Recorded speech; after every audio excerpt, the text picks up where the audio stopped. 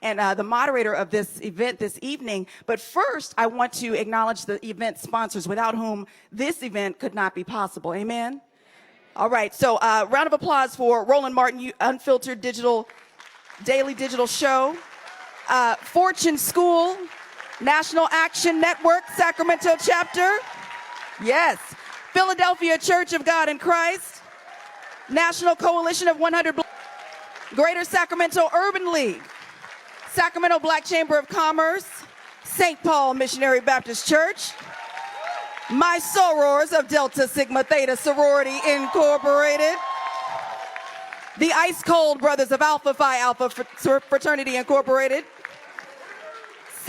Cultural Hub, Hawk, Green Tech, California Charter Schools Association, Valley Redemptive Church, National Council of Negro Women, and Elite Public Schools. Round of applause for all of our sponsors this evening. You know, we show up and show out when we sponsor. I love that. I love that supportive community. Now, I want to introduce you to this man. His name is Roland Martin. You may have seen him on CNN. You may have seen him on BET.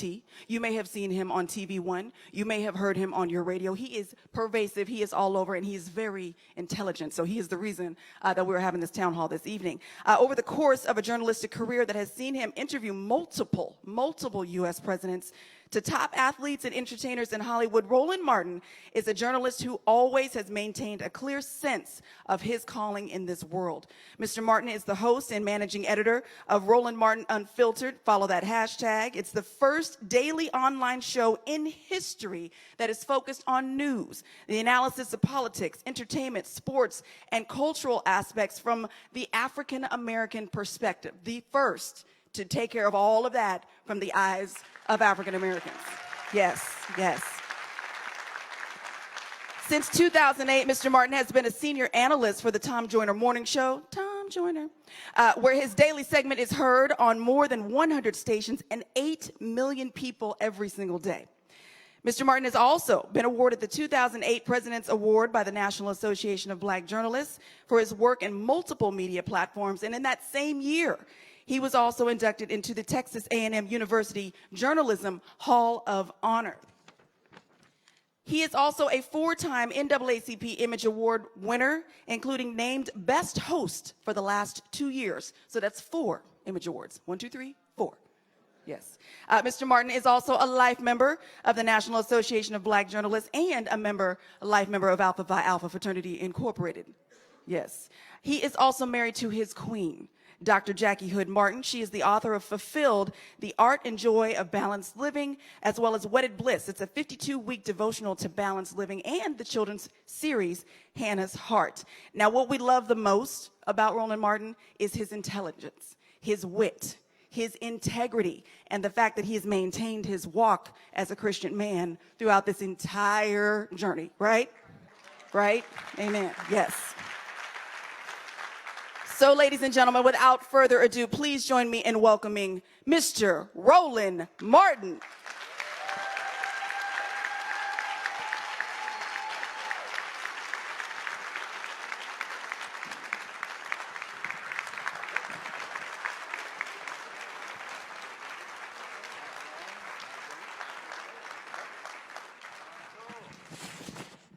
All right, so how are we doing? Good, good. Sorry, I'm a little late. I was tonight on PBS, Stanley Nelson's new documentary called Boss, detailing the history of black entrepreneurship, premieres tonight all across the country. And so it'll be here in a couple of hours. But I was live tweeting on the East Coast. In fact, Stanley had asked me to do that before Margaret had called me, and so I was like, okay, I got to do this already. So I said, we got to push this back an hour. I've already given Stanley my word, and then he talks about, of course, the history of African Americans coming out of slavery and all the entrepreneurs that we've had over the years in terms of building black businesses. And so it's an amazing documentary, and so when we get out of here, you definitely want to be able to watch it because you'll learn things that you maybe did not know about. And then you can go back and look at the hashtag BossPBS to see all the comments that we were making. And the reason I think these things are connected It's because part of the problem for me, and we've talked about this whole idea, even when we created school choice is the black choice, there were people who were saying, well, why are you doing this? Charter schools are bad and it should be all about public education. And most folks really have no understanding of our history, first and foremost. And so also you're going to have some homework. So what's going to happen is throughout this conversation, I'm going to be throwing stuff out. So you're going to probably write some stuff down, what books you need to go read and resources. That's how I always do it. And one of the books that's critically important is called The Education of Blacks in the South, 1860 to 1935 by James D. Anderson. How many people saw Henry Louis Skip Gates, his series Reconstruction? Well, if you saw that, if you actually read Education of Blacks in the South, taxpayer-funded education did not exist in the South until after slavery. It wasn't until African Americans got into the state legislatures in South Carolina, in North Carolina, all across the South, and actually put it in the state constitution. And so when you go through the South today, and even in fact in many northern states, they were impacted by what black folks did in the South. And so taxpayer-funded education was created by black people because African Americans, free slaves, understood the value of education because they figured out that if you want to kill me because I can learn how to read, it must be something powerful about reading that I need to know about. And the reason that's important is because when you talk about this notion of choice, black folks created schools because we had no choice. And what has happened is, and also this whole idea that black people don't care about education is nonsense because what Anderson's research shows, and you read that particular book, that even in Memphis, 92% of all black kids were in public schools when just 40% of white kids in Washington, D.C. were in public schools. Freed slaves understood the value of education. Black people have understood the value of education since the beginning. The difference has been what kind of education we have been receiving. And so this also is important because when I travel around the country talking about choice, literally people come up to me and they say, I don't understand how you can be so pro-black and you can support charter schools. I say, well, first of all, if you understand the concept, you first control the curriculum. That's first. So black people talk about we need more black history in our schools. Well, you control the curriculum, more black history. And then they say, well, we need to have more arts and dance and band. Well, you control the curriculum, you got more arts and dance and band. Second thing is you control the resources. You control who gets the contracts, janitorial contracts, textbook contracts, IT contracts. So that means that not only do you control the education of our children, you control the economics of our neighborhoods, and you control the curriculum. You control those three things, then that's what it means to have power.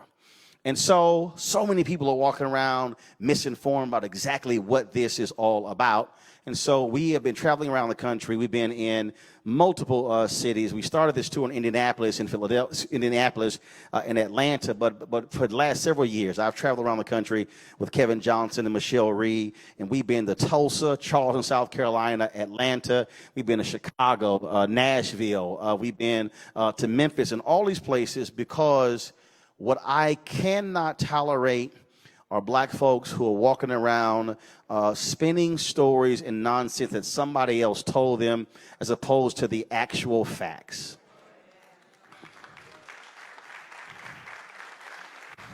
Now, I'm going to say this right now, so let me be real clear. My sister is a teacher. Both of my sisters are teachers. One was a teacher's aide. My brother also taught. My uncle was a teacher. I have numerous educators in my family, and so I don't play that game also where it's attack teachers. But let me be clear. Here's what I don't like. I don't like bad teachers, bad principals, bad school administrators, bad politicians over schools, and I don't like bad parents. So I think we covered everybody bad. Because we have to be real honest. Tonight is about being honest. But also here's what I don't like. I don't like bad charter schools. I don't like bad traditional schools. I don't believe in the concept of charters. I believe in high quality education where our kids are getting educated. The charlatans that are in this industry, I want thrown out. I don't want people in this industry who have 2 schools and paying themselves $400,000, and they can't buy textbooks. And so part of this national initiative is not just to talk about charter schools, but it's also to empower communities to say, how can communities create more charter schools that are built from the ground up, high quality from the beginning, meaning strong curriculum, strong finances, strong boards, and strong leadership. And so that's also why we are doing this. And so I just want you to understand what is happening across the country. So this wasn't just something that, oh, let's just pop in and have this event. When Margaret called a couple of weeks ago, we said, hey, we can do this, and we'll talk about the bill that's before the state legislature. Because what you also, and let me also be real clear, that one of the greatest detriments as far as I'm concerned across this country is to see black state legislators, black city council members, black county commissioners, African Americans who are in Congress, who are some of the most ardent opponents of charter schools, yet they are representing constituents who have some of the worst academic records in this nation. That, to me, is an abomination. You cannot be a legislator with schools in your places where 70, 80, and 90, and nearly 100% of black kids are not reading on grade level, don't have math scores on grade level, and yet you're blocking another way for them to be educated, yet they're the same people who are sending their kids to private schools.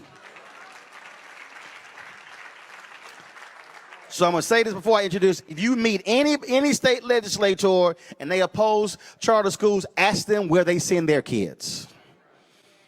Because if they don't send their kids to public school, then you say, oh, you got your kid in a private school, but you want all of our kids to go to the same schools that have been failing. And trust me, that's going to have a different conversation. And I have no problem fronting people. I ain't got no problem. Look, I got a simple philosophy.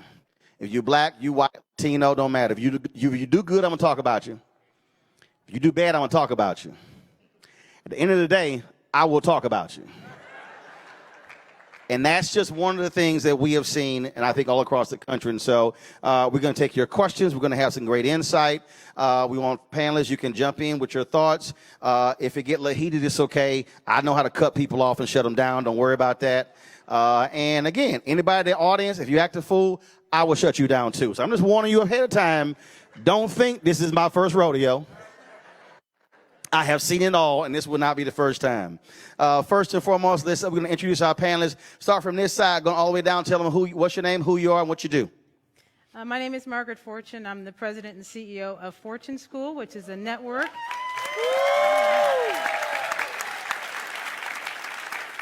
Which is a network of public charter schools designed to close 7, designed to close the African American achievement gap by preparing kids for college starting in kindergarten. Cool. Good evening, everyone. My name is Larry Lee. I'm a publisher and CEO of the Sacramento Observer newspaper. Thank you. Yes, sir. The Observer has been publishing here in Sacramento for 56 years and are one of the charter. We are the charter publication with Fortune School on their efforts. Happy to be here. My name is Hazel Mahone, and I'm professor. I'm professor emeritus at California State University, Sacramento, and I also run a college prep math and reading academy where I take kindergarten now through 8th grade students to the university because they are behind in their reading and math, and we want them to get used to going to college. So we have our classes right on the college campus.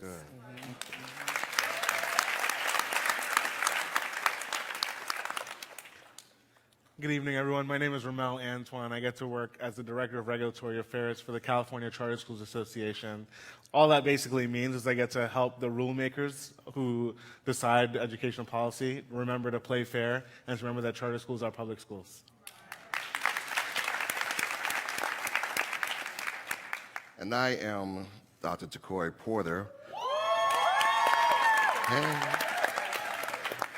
Pastor of the Genesis Church in South Sacramento, and also the president of the National Action Network chapter here. founded by Reverend Al Sharpton. I'm glad to be here. All right. Also, we're live streaming as well, so we are streaming this on my Facebook, YouTube, and Periscope channel, so you can share that with folks if they want to see what's going on. Somebody can't make it, they can actually watch the stream. So let's start this way. First of all, I want to start with you. You said something critical. You said charters are public schools. That's right. It is amazing to me, everywhere I go around the country, there's this debate between public schools and charter schools, and I'm going, idiot, it's the same thing. It's sort of like all these white people walking around saying, I can't stand Obamacare, but don't mess with my Affordable Care Act. It's the same thing. So again, talk about that. And so here, what's the control? How does it work in terms of charter schools and traditional public school system? Yeah, so charter schools get public funding, but they have their own boards, right? So they have their own nonprofit board that helps to oversee what happens at the school, and so that is really what happens. But in exchange for that freedom, or for that funding, they get to have freedom over their curriculum, over all the day-to-day operations, all the things that Roland talked about in the beginning. Those board meetings are open and public to everyone who wants to be there, and people can have a say in what happens at that school because, again, it is a public school where everyone can go, where everyone who wants to go can have an opportunity to go, right? So in any charter school, they have a certain amount of seats, and so if 100 seats, let's say, and 101 students want to go, there's a public lottery. That lottery is open and transparent. It's for all 100. All 100. All right. Yep. So it's not like, okay, because again, one of the things we hear, you cherry pick, you pick the best students. The way it works is it's literally a lottery system. You don't have a control over who wins those slots. Correct. Yep. And so that is the part of the oversight. And then additionally, they're accountable to the public. So you talked a little bit about accountability, and I wanted to just really touch base on that really quickly. Charter schools, every 5 years, have to prove their worth, have to prove their academics, have to prove that they're fiscally solvent, have to prove that they're meeting their community promise. And if they're unable to, then ultimately they have to close. And that is so 5 years. So 5 years. So let's say you go 5 years and you're not hitting those benchmarks. What happens? Your school has to close. Meaning you're out of business. You're out of business, yeah. Now, but you have traditional schools that can go 20 years. Yes, sir. Yep. And they're still in business. Yep. Again, and the reason that's important because that's one of the lies that trust me, everywhere around the country, people go, oh, there's no accountability. They can just do whatever they want. And I'm going, yeah, but that school, we know they've sucked for 30 years and they're still in operation. And it's this whole game that's actually played there. So we got in terms of the issue, in terms of how that works, and accountability, Mark, you, in terms of where do we stand now? What is happening legislatively in this state when it comes to charters? We saw there was a strike in Los Angeles that was eventually settled. That strike really was about charter schools. There was a strike of teachers in West Virginia. A huge part of that was about charter schools. What you have people across the country who all of a sudden want to make charters the enemy. By the way, how many kids in America, you can guess, attend charter schools? Somebody said, what did you say, 80? 8%. That's way too high. Yeah, probably something like 3%. No, it's not. No, seriously. 3%, 10%. It's really 3 million kids. 3 million kids go to charter schools. About, 4 or 5? It varies right now. So here's what it gets me. How can 4 to 5% of the kids be the problem for the other 95? I'm still trying to figure that one out. And that really just boggles my mind how this thing has turned into that charter schools are the bane of traditional public existence when they don't even comprise 10% of all students in America. That's the craziest thing in the world. That's right. And if you look at California, charter school students represent 10% of the student enrollment, so 660,000 students. But there are 6.6 million students in California public schools. So 90% of the students... See, you move way too fast. I need you to walk through that real slow. So in the state of California... That's right. Charter students make up how many students? 660,000 students. And how many total kids in California are in public schools? 6.6 million. So 90% of all kids in this state go to traditional public schools. That is correct. That But charters are the problem. is right. Doesn't add up, does it? So you asked me about what's happening in California's legislature, and there are a slew of bills in the 1500 series: Assembly Bill 1505, Assembly Bill 1506, and Assembly Bill 1507 that have passed their first policy hearing. And together, those bills would basically shut down charter schools in California because they amount to a very tight cap. That's what Assemblymember Kevin McCarty has authored in AB 1506. It also takes away appeal rights for charter schools. That's AB 1505 by Patrick O'Donnell out of Long Beach.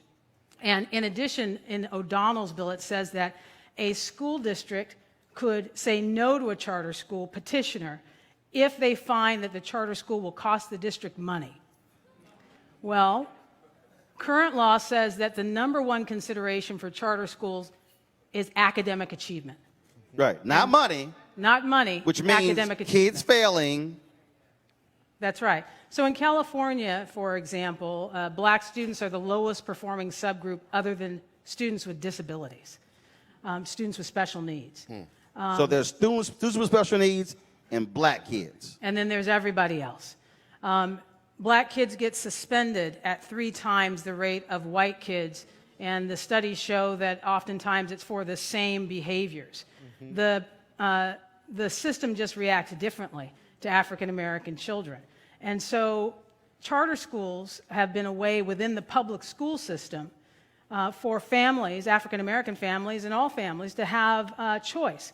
But it's particularly important for African American families because the district-run schools have so underserved black students, and unless you're a data denier, the data is irrefutable that that's the case. And yet in the state of California, black kids are not actually considered a high needs group under law. So, you know, it's interesting that black people can even be oppressed in a blue state by the people. Oh, y'all can clap on that one. Y'all can clap on that one.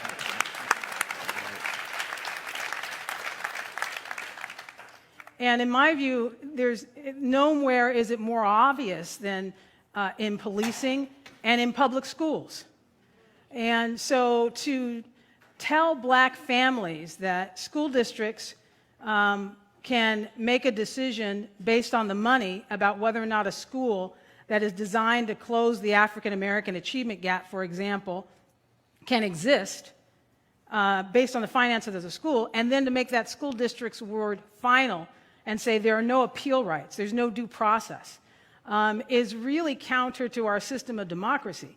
We give people who we suspect of crimes due process.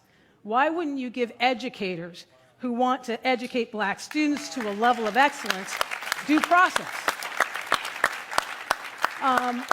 And the tragedy and what I think could negatively impact black families for generations to come is to say that you have no choice and we're going to force you back into the district-run schools that underperformed you in the first place. Right. I think it's a huge assumption to say that if you shut down charter schools, this 10% of the public school population would go back to the district-run schools. It's not just black families.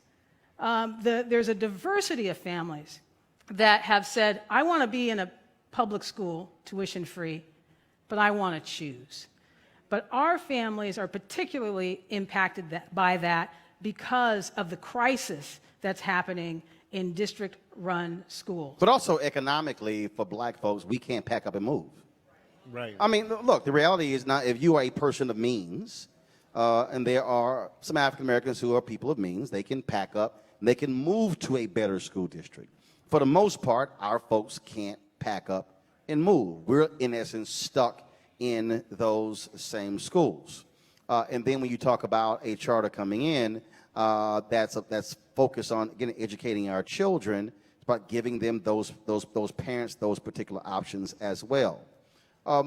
What is the response from, because last time I was here, I actually spoke to, well, the previous time, to the Black Caucus here.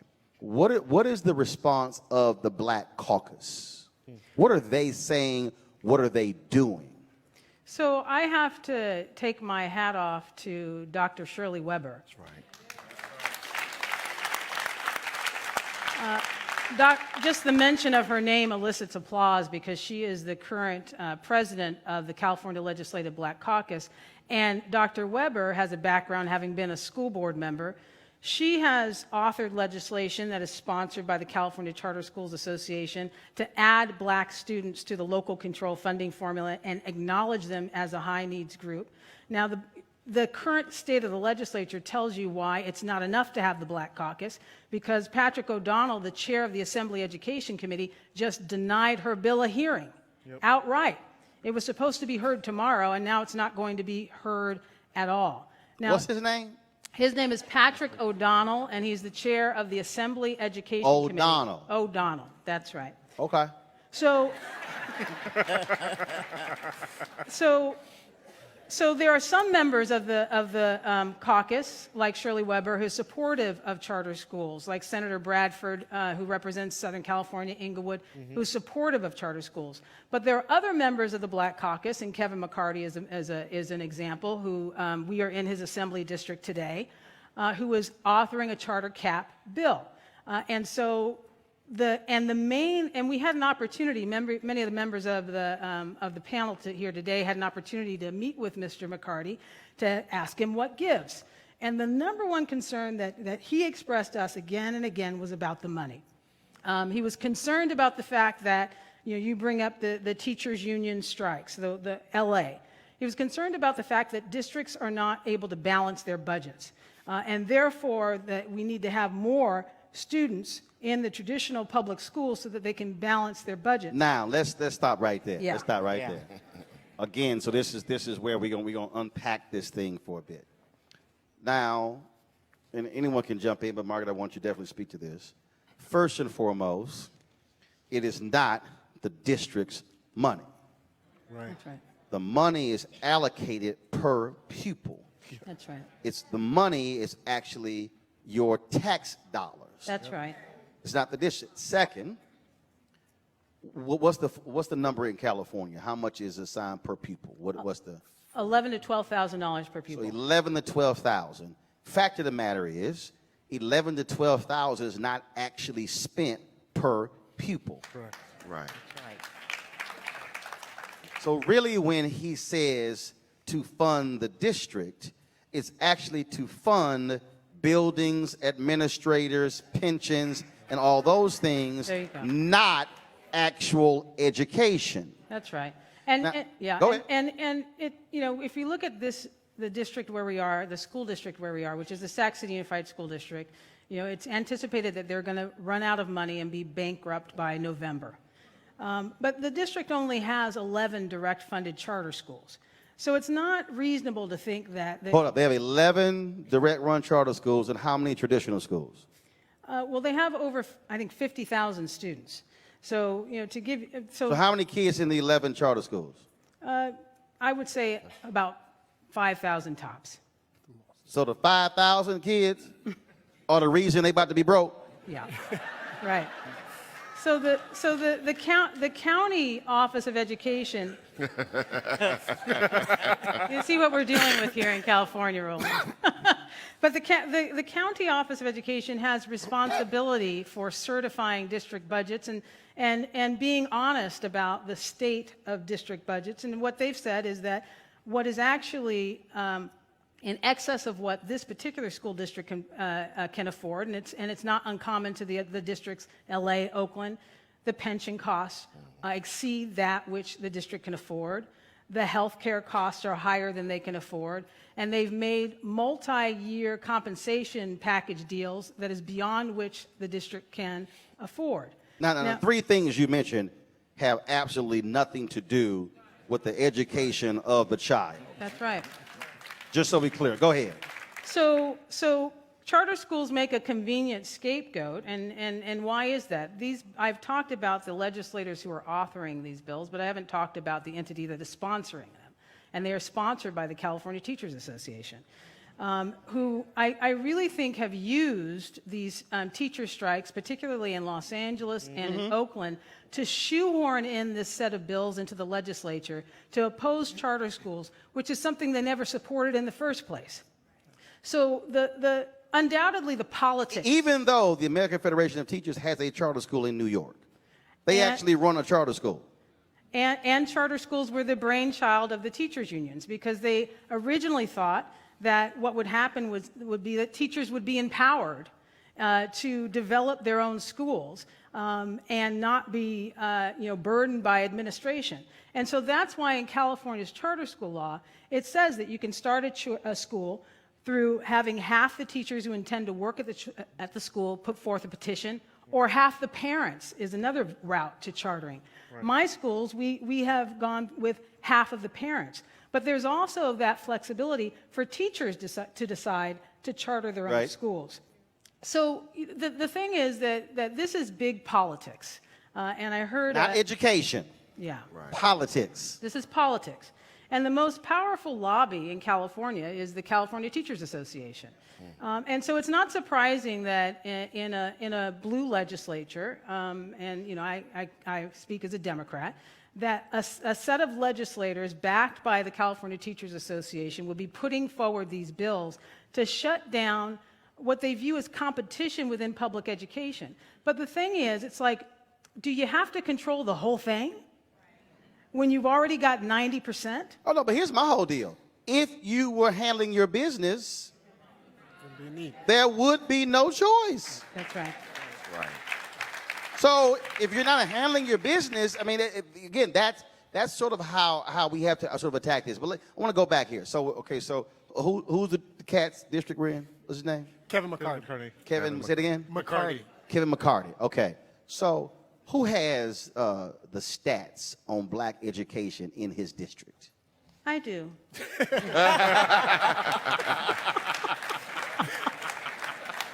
Because again, and here's, follow me why this is important. When Kevin Johnson, Michelle Reed, when we were in Atlanta, what Kevin did was we put up the grades. So typically we said, what are the two black high schools? Typically in most areas, two black high schools. Then you have 4 middle schools. Then you have 8 elementary schools, and they all feed into one another. And so we put on the wall, we showed the 8 elementary schools and the grades of the 8 black elementary schools, and they all were Fs. Then we showed the 4 middle schools. They were all Fs. Then we showed the 2 high schools. They were all Fs. And for the first time, a lot of the black people in the room had never, ever seen with their own eyes that their children were going to F schools from K all the way through 12. When we were in Selma, same thing, Alabama Education Association. It was a brother who was on, I mean, he was just like hot. They fought the charter bill in Alabama. And he was just upset.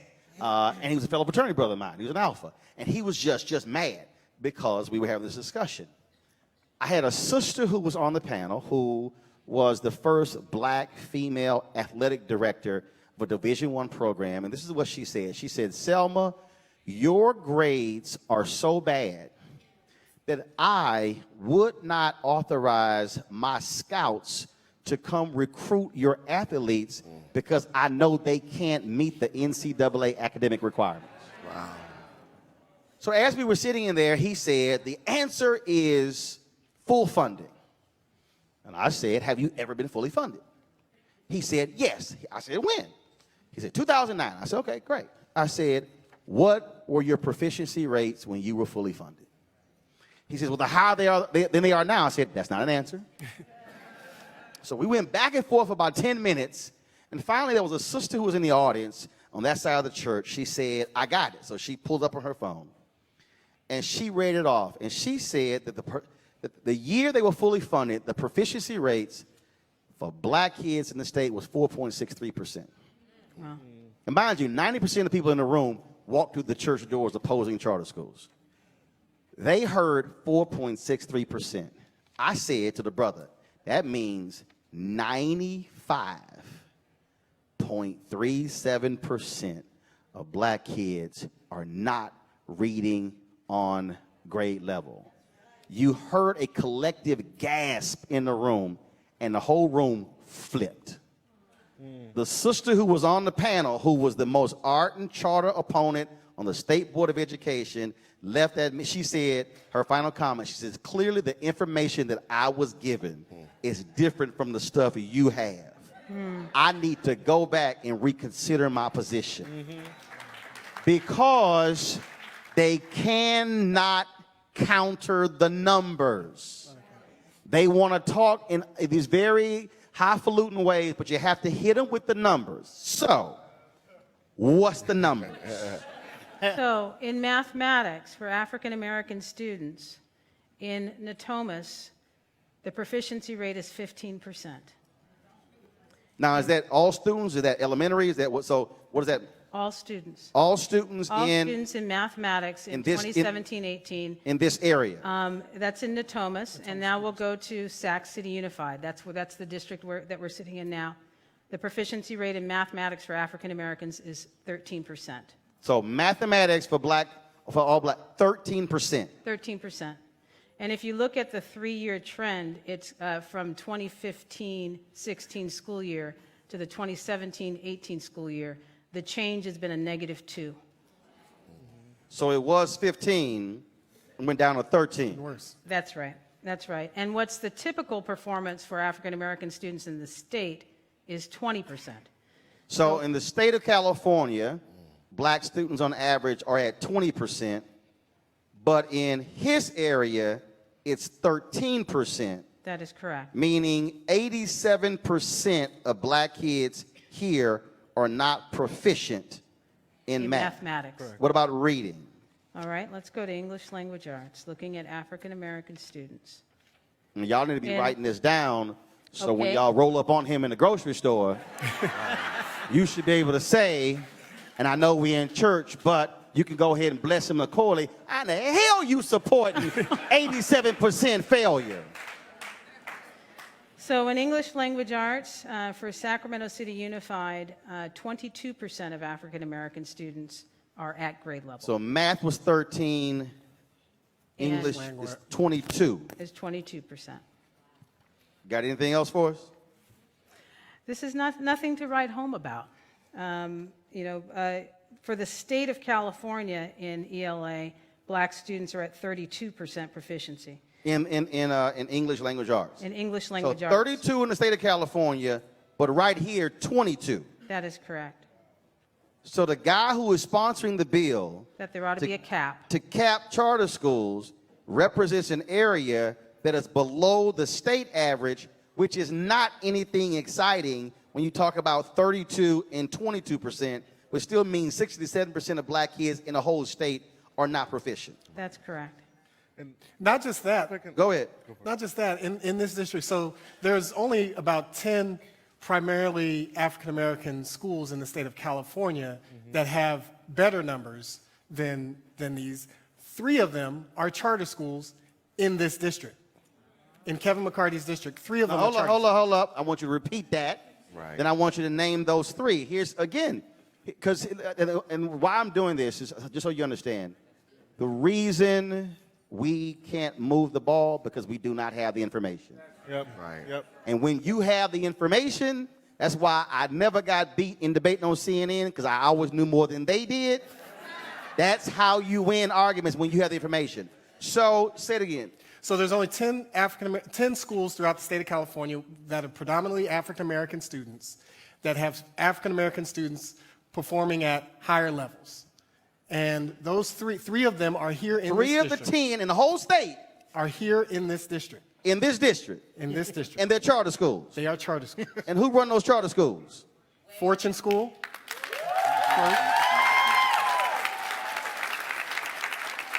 Oak Park Prep. And St. Hope Public Schools. Okay. Oak Park Prep, is that a black-run charter school? Yeah, well, that's St. Hope. That's through the St. Hope system. Right, but they black-run. Kevin. Yes. See, I'm here for black-run stuff. Kevin Johnson. Kevin Johnson. Kevin Johnson. Kevin Johnson. I'm just because there's some people, they got black principles, but they ain't black-run. Row here for Black Run.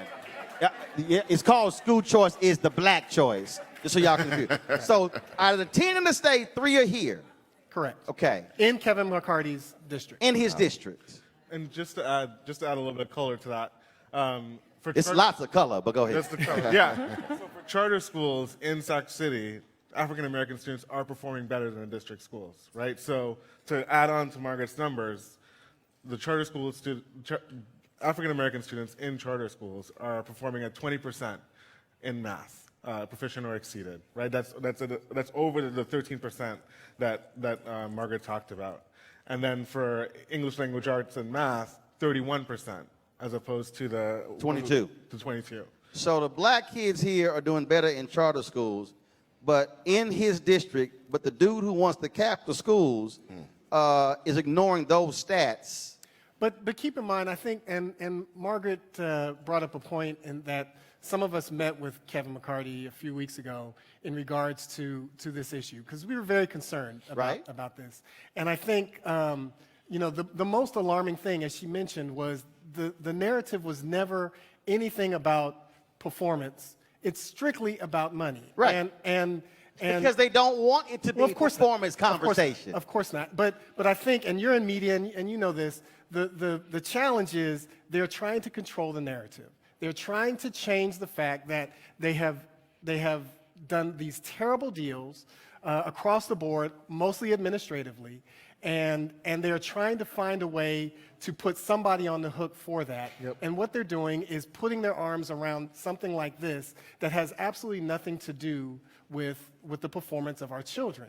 And so as they continue to do that, as you say, we get misinformed and we get attached to legacy relationships with unions and the like. And I understand the impact that has had for African Americans individually throughout the state. But when we talk about collectively and looking at the fact that their real concern is that you've got teachers that leave teacher unions as well, and teacher dues that leave with those unions. Right. And basically, on average, each year, the California Teachers Association loses about $30 million a year to teachers who are no longer in their unions. Now, I don't know about your business, my business, but if I lost $30 million a year, I would be fighting for that as well, too.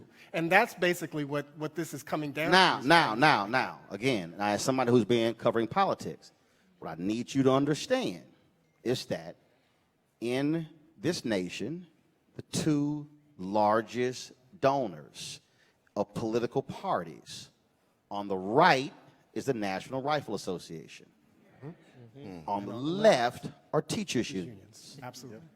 I need to repeat that. So you need to understand, when we are talking about losing $30 million, that's who contributes to political campaigns. Mm-hmm. That's who's controlling politics on the federal level, the state level, the local level as well. That's why you're seeing that. Now, Jackie, is George up? Give him 5. So here's what's going to happen. I did this I'm going to go to a couple of panelists, trust me. But George Parker was the head of the D.C. Teachers Union when Michelle Reed was the superintendent. He was her biggest opposition. George is now an ardent supporter of school choice. When you talk about the campaigns against charter schools, George was at the table when they created the policies on how to convince black people to be against charters. Yeah. And so even though it's 10:54 on the East Coast, I said, call George, wake him up. Because, and I've had George at our events before, because I want George to explain how they appeal to black people emotionally to have us oppose people like Margaret. Absolutely. Understand? No, this is a very clear design campaign to impact black people emotionally. Professor, I want to go to you next, because one of the ways they do that, to the point that you just made, is that teaching for black folks was the gateway to the middle class. So what happens emotionally, they say, is what Margaret is doing, that's going to destroy black teachers, which means destroying the gateway to the black middle class, destroying the opportunities for African Americans to be able to make money. That is a clearly designed strategy. So what happens is black folks go, oh no, I hate charters because my mama was a teacher, my grandmother, my aunt, my uncle. They go through this whole deal, but they totally ignore 13%, 22%. They ignore that. And Doc, the problem here is that when you hear those numbers, you have an impossible task because you're at the end of the education process, and if you have a kid who's black and only 13% are proficient in math and 22 in English, that is a recipe for failure for them going to any community college or four-year school. You know, one of the things that I wanted to mention is we've been working on an African American Achievement Task Force. We have 9 students in the year 2017 who were eligible to the UC system, who could go to the university, not a community college, not a state college, but the university system. 9 From out of this district? Sacramento City Unified School District. 9? 9. Only 9. How many black kids graduate? How many do we have? Oh, Kim, how many do we have? Black students. Who graduate? In Sac City. 22 grad? Just Yeah, 16, 17.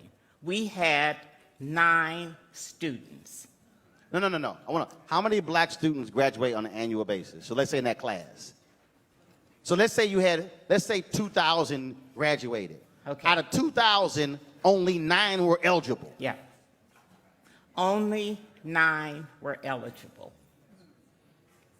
And 9. And we call parents in and we call students in. Black parents and black students. Black parents had never heard of A to G requirements. right. Black students didn't even know what you were talking about. So there is an information gap there also. And I was in the meeting with, But I bet them white kids in Long Beach in O'Donnell's district yeah. know about. Right. A through G requirement. Yeah, I bet they know. Yeah. And I was in the meeting with Margaret when she met with McCarty. And I asked him, because it seemed like everything was just right back to the money. And I said, okay, let's say that you get all these black students back from the charter schools. What's going to happen differently Right. for them? The thing that caused them to go in the first place, Right. what's going to happen now? He did not have an answer because he had to keep talking about He ain't got the an money. answer because he want to ignore 13% and 22%. Yes. See, this is now again, so we can, if we want to stay focused on money. If you are a college graduate, you are going to earn anywhere between $1 to $2 million more over the course of your life than a person who's a high school graduate. Mm-hmm. So the problem with the money conversation is we get screwed by the money conversation in primary and secondary, and then end up we get screwed in making the money in terms we become adults because we are unable to meet the qualifications to go to these state schools and to be, and then when we also do go, it's taking us 5, 6, and 7 years, That's which is right. increasing the debt with loans as well, and so it now greatly impacts us financially in another way. And it's going to take longer because now the universities have cut out the remedial courses. There you go. Why? mean- Funding. Funding, and because they did not get the education in the public school system, so the colleges are saying, Not "We don't our job. want you." My wife was the Dean of Education, Dean of Instruction at at Chicago City Colleges, later became the vice president there. The City Colleges of Chicago is the city-run system of the community colleges. They were spending $40 million a year on remedial education, which means that the Chicago public school system was not doing their job from K through 12. So they were dropping another $40 million on remedial education, in essence, the 13th grade. And folks were going, why are we doing it? Because your school system sucks. And again, we're the ones who get screwed. But the thing here is, and this is the reason we're throwing these numbers out here, is because, one, they don't want us to know these numbers. That's right. Because by what happens is, and again, this is the emotional appeal to black people. Black people walk around saying the answer to education is full funding. When that is not the answer. It's how you're spending the money. Right, right. That's the answer. Right, it's all about management. And what we're hearing here is that their agenda is not a black agenda at all. So we have 52,800 African-American children in charter schools in California right now. What's going to happen if these bills do get passed and they're forced to go back into these public schools? So the 660,000 total kids in charter schools, 52,000 are African American. Right. Got it. And so that's roughly almost 10%, 8% or so. That's what, 8 to 10, yeah. Right. And so with that, what's going to happen, to these children? And then let's look into this. If my kid does not get the education they needed, suspended, or I get kicked out of school, then that puts them on a pathway to incarceration, in prison. Then that means that now I got to do a funeral instead of a graduation party, and so we have to get back, into a black agenda seeking mindset right now. Which means not a democratic discussion, Right. not a teacher discussion, but a black discussion. Right. Right. Right. And see, that's a little hard for a lot of us today. I mean, I can tell you, when I ran the Chicago Defender, I put unapologetically black on the cover, and we had these black millionaires who owned and said, what's going to happen when we go to these, white advertisers that said unapologetically black? I was like, we're a black newspaper. I think they already know we black. Right. No, and I'm saying that. I'm saying that because we got a lot of black people who don't want to say black. That's correct. That's who correct. don't want to demand a black agenda. That's right. That's right. And I'll be honest with y'all, I And was in one of the meetings. I was in one of the meetings at the National Charter School Conference, and we were around the table, about 30 people, 2 black people around the table. This guy, and I was talking about school choice is the black choice, and the guy from California, Latino, he said, look, I believe in inclusion. I keep hearing all this black stuff. What about Latinos? I say, man, you are more than welcome to start school choice is the Latino choice. Roland's here for black people. Right. And if And I want to let them know. Right. And if everybody else can do their own agenda, why not us? And we need to get back on board. And I'm not saying opposing anybody else. Right. But we have to start supporting what we have. Black church, black schools, all of that. We need to start supporting that again. Now, Mark, I want to go here because here's a piece. You said 52,000 students. And I guarantee you there's some people who are streaming right now, and y'all already hear it as well. Y'all have heard all this as well. They say, well, not all kids can go, so what are you going to do for the kids left behind? Roland's position is no caps, which means if the traditional school not doing the job and the charter's doing the job, I want to see 5 or 10 or 20 more charters doing the job. Or if you traditional, y'all do the job. And so that's the problem with the cap, because if it's 3 out of 10 in the state right here, the cap means you can't expand.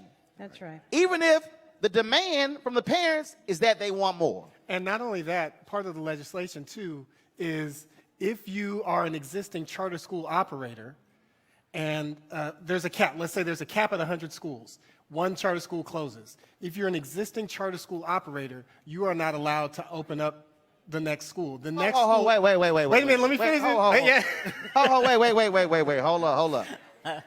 So if you are a successful charter operator That's right. The next school and goes one to closes, Yes. the next school goes to someone who has not operated a charter school before. meaning somebody who has no track record, Correct. Wow. That's right. That's right. y'all gonna make me cuss in church. Y'all gonna make me cuss in church. That is illogical. Make no sense. Yes. And what the logical thing would be to do is to take these 10 schools in the state of California that have a majority black student population that are performing in the top half of student performance in the state and replicate them. Right. Right, You know, you've got George. George. Hey, Roland. All right, can y'all hear? No. No. All right, keep talking. Hold on. Keep talking, George. Hey, Roland, can you hear me? Yes, Yeah. yes. All right, George, so I want you to do this here. I want you to explain to people what was it like sitting at the table when y'all were crafting the anti-charter deal and how y'all were trained to appeal to the emotions of black people. When you say y'all, you mean when I was a union president? Yep. Well, I mean, I think that as a part of our communication as a union, I think we were very, very effective, I think, as unions. Unions are, first of all, by their nature, we as African Americans look at unions as always organizations that are there for our protection. Because, you know, during the civil rights movement, for example, unions help to support wage increases and all for African Americans. So we have a lot of faith in unions. But when I was union president, a lot of what we did as unions were not necessarily in the best interest of children, but were in the best interest of our own political power. And our number one interest was that of performing our role as union leaders.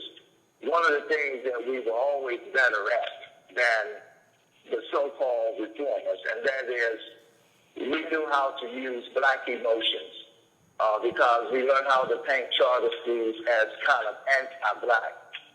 These are a bunch of white people trying to bring people in to take money out of the pockets of black kids, or there's some racist issue involved. And we have to be very careful about that because sometimes it's not necessarily intentional racism.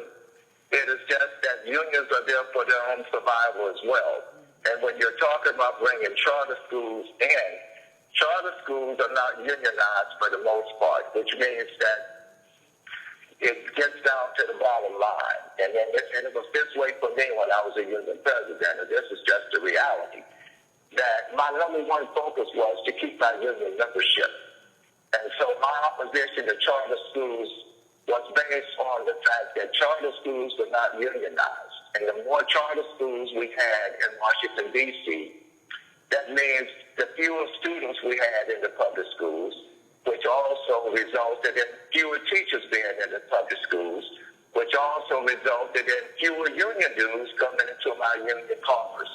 And so a lot of my opposition to charter schools and in unions in general, some of that opposition is because charter schools are not organized and it hits us in the pocket. It hits us where it hurts. And that means the decreased requirement that we receive the union dues. Now, we can't tell you that. I mean, what parents would trust us if we said to you, our number one goal is survival and continue to have our political power. We don't have political power if we don't have the money. And where does our money come from? It comes from teachers. And how do we determine the amount of money? It's determined by the number of teachers that we have in the school. And how do we determine the number of teachers in the schools? By the number of students that are in the public schools. So as charter schools increase, the number of students and the enrollment in the public school decreases, which makes the number of teachers paying union dues decreases, and that affects our bottom line. Now, that's a hard reality, but that is one of the realities. All right, Fred. I appreciate it, George. Hey, no problem. Talk to you when I'm in D.C. Peace.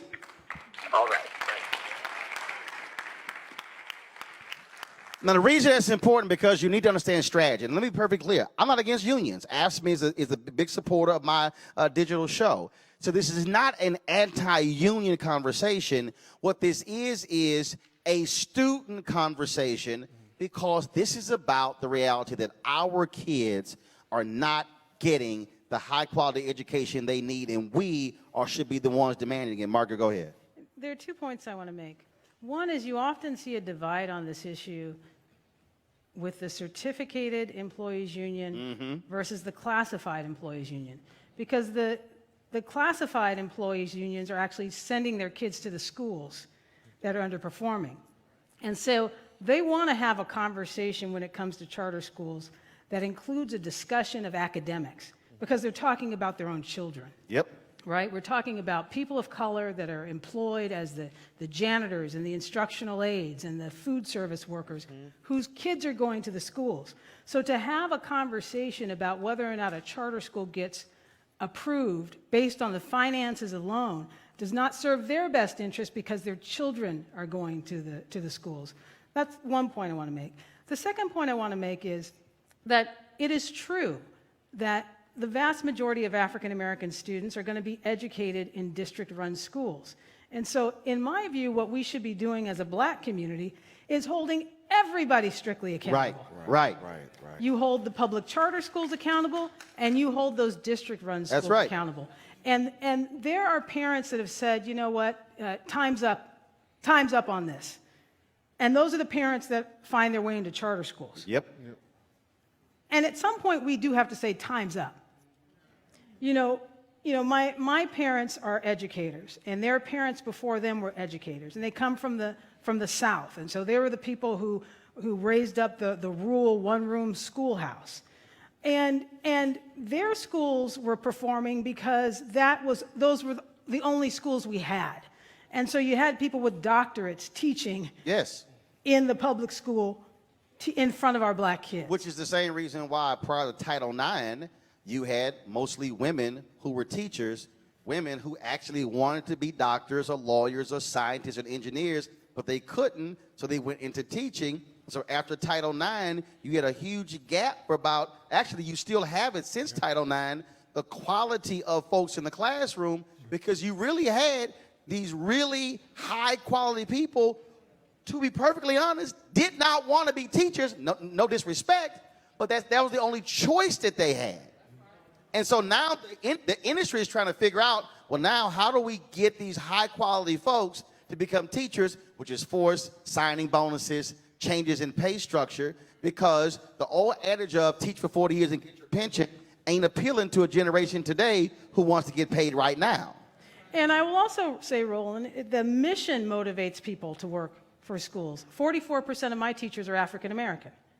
It's the mission that is driving them to me because we talk about black children and we don't change the subject. And we have a specialization in this work, and this is hard work. And we study this work. It's not by accident that we have the third highest performing majority black school in the state. It's by practice. It's by rigor. It's by high expectations. So what you're doing here is what Eva Moskowitz is doing in New York City, which is why Success Charter Schools has 20,000 folks on the waiting list. Steve Perry's school, they had several thousand people on the waiting list. The argument that I keep making, Romel, is that if you did not have thousands of people on a waiting list, then I understand the point. But there's a reason thousands of people are trying to get into high-performing charters, because they know where their kids are going, and they're saying, I don't want that for my kid. Yep.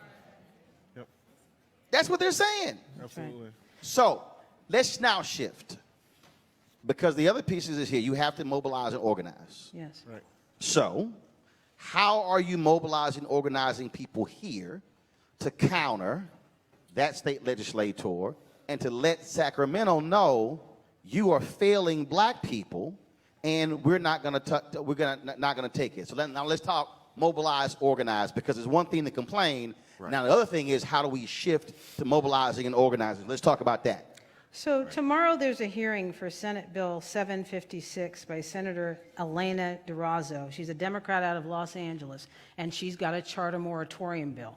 So we talked about the bills that are in the Assembly. Now there's another one up tomorrow. Okay, hold on. What's her name again? Her name is Senator Elena Durazo. And where's she from? She's a Democrat out of Los Angeles. Now, so what needs to happen is, again, you probably already have, this is where you also get the stats on where she lives, because just like with Kevin, I'm very curious to know what's the reading rates and the math rates in where she lives, because that also speaks to what, if those numbers are the same, she's essentially opposing the kids getting a shot, and those numbers are there. And so, do you have, what time is this hearing? This hearing is at 9 a.m. tomorrow at the state capitol. So the one thing to do in terms of mobilization is showing up. And I will tell you that when the bills in the Assembly were heard, even though they passed that policy committee in their first hearing, I mean, the fix was in.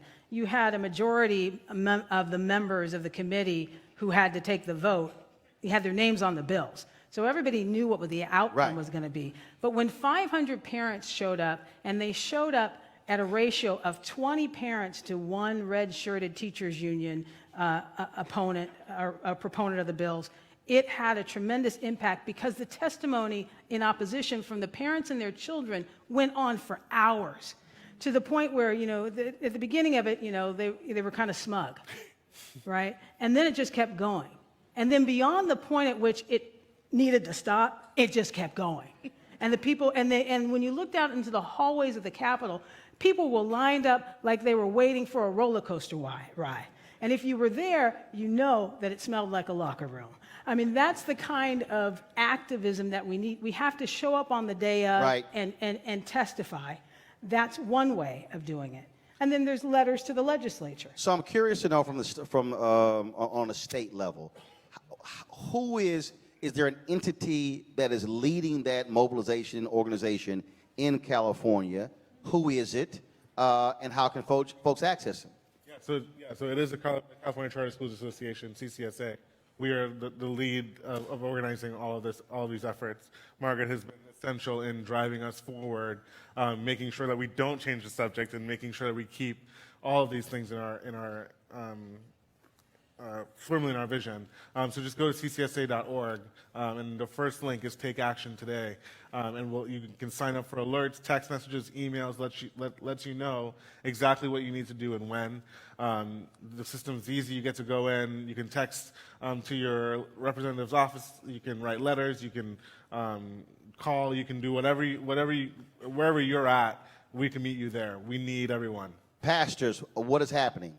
Well, what we're doing is through the National Action Network, we are partnering with CCSA and Fortune. We were there last week with them doing a press conference, opposing the bills there. And so we just need to show up again, like Margaret said, show up, partner with the CCSA. Also go to their website. You can go to the National Action Network website. We're national, but we're statewide as well. So statewide. But how many pastors? I need a number.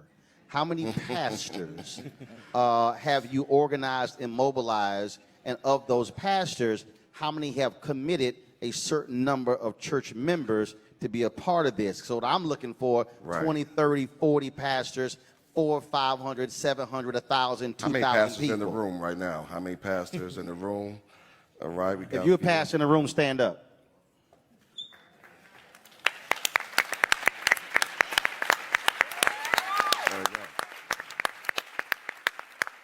So, no, I ain't say sit down. I ain't say sit down. I ain't say sit down. So the pastors in the room, are all of you mobilizing? Are you taking these messages into your pulpits? Are you specifically organizing your church members, walking them through, explaining to them these very issues and what you need them to do? Well, I think it's the education part right here for them. Right. And so to kind of put them off the hook. No, that's him. He ain't got the microphone. No. Because here's the piece. This is the piece. This is why I still say standing. Because we have to stop being romantic about the Black freedom movement. That's right. And talk about it in the past tense, when the reality is the same organizing methods still work today. Yep. And the connection has to be that this is literally impacting. So now let me go ahead and really boil down y'all alley, sit in your pew. You need to be on top of this, because if you don't, this is going to have an impact on the amount of your tithes 20 years from now. Whether the church is open or not. This is going to, no. Follow me here. True. Follow me here. As any pastor, a real pastor does not tell you how many members they have. A real pastor will tell you how many families they have. Families are homeowners. Families stay through multiple generations. And so if we have a group of renters we're raising, right, they will not be family members at churches. And so this has a direct impact on the future survival of your churches, the quality of young folks and the education they're getting, because that will determine their income, will determine where they live, and whether they're renters or homeowners. And so this thing goes beyond just where they are now. This has an impact on your church growth 10, 20, 30 years from now. Y'all can go ahead and sit down now. So I want to say, Roland, there's something that people can do right now, and that is to pull out your phone and text 4 kids. Yeah, no, hold on. See, Margaret, you go way too fast. See, Margaret ain't used to this. I mean, y'all pull your phones out. See, Show me how it's done. Margaret, what church you go to? I go to Genesis. What's that? Episcopalian church? What's that? y'all want to new churches? Because y'all ain't doing this. No. Doc, you ain't doing this thing right. Pull your phone out and raise your phone in the air. Pull your phone out, raise your phone in the air. Pull your phone. I need to be able to see your screen. Pull your phone out. He knows how to do it. Pull your phone out. Yes. He just, Roland. I was born and raised Catholic, but it was a black Catholic church. Raise your phone high. Y'all, look, y'all got phones over here, Deltas. Come on, I see all this red. Now you need to go to the text message part of your phone right now. Hit messages. Yeah, y'all text. This is not rhetorical. This is literal. Some of y'all ain't following my instructions right now. All right, Margaret, give them the number. The number is, you want to text 4 kids to 52886. Hold up. Tell them the number. The number first. Okay. See Margaret right there, Margaret, right there. Lord have mercy, she an educator. She can't follow instructions. Margaret, I need the number first. Okay, Roland, the number is 52886. I need y'all to text right now to 52886. 52886. One more time, 52886. Now I need you to text what? The number 4, kids. Is there a space or 4 kids? All together. 4 kids, no space. No space. 4 KIDS. 4 KIDS. Now, what are they texting to? What is that for? What that allows you to do is really simply send a letter to your state legislator. Okay. If you put your information in there, it'll tell you who your legislator is. So what it's going to say is, ask your legislators to hashtag stand for all kids. There's a link there. And then, of course, message data rates may apply. But that's old rules. You ain't got to pay for that now. Y'all know. And so when you click that link, you can send a letter to your state legislator? That's right. And they'll get it immediately. All right.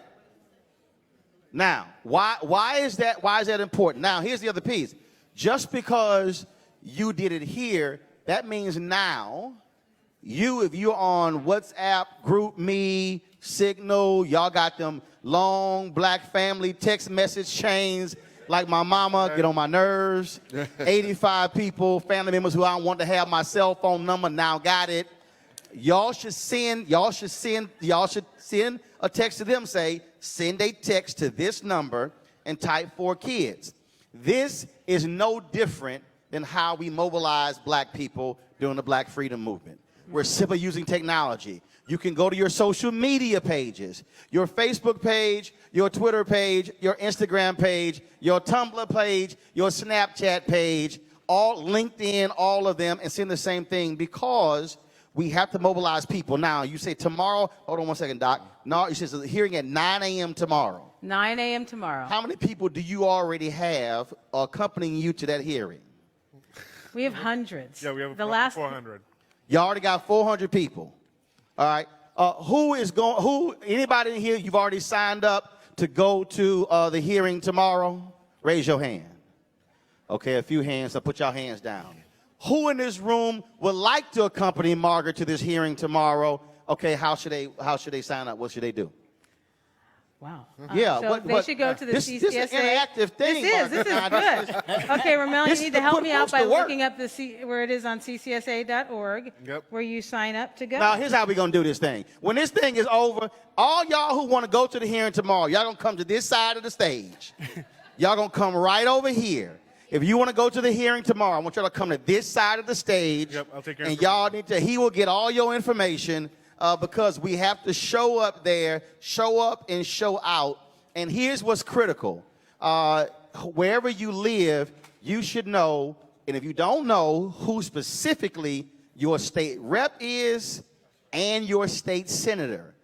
Just because you think somebody's your state rep does not mean they're your state rep. There's a whole bunch of people go to D.C., swear a Black Caucus member represents them, and it's a white Republican represents them.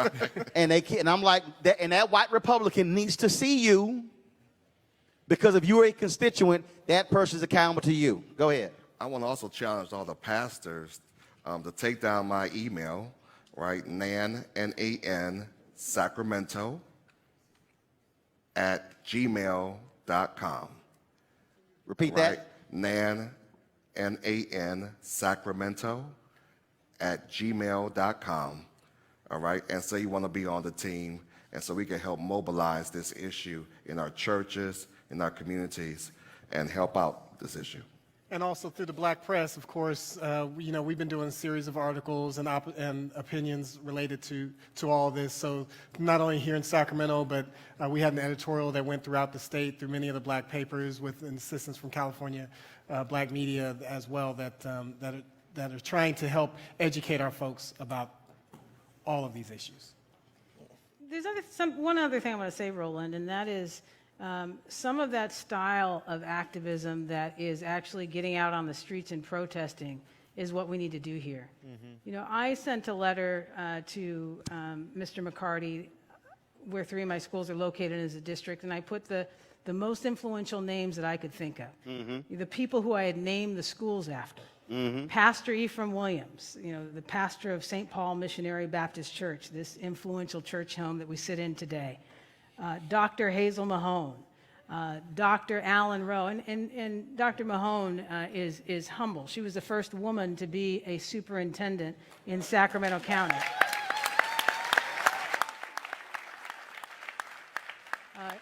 Dr. Alan Rowe, who is the founder of University College Action Network and has gotten 15,000 kids in the scholarship dollars to follow to historically Black colleges.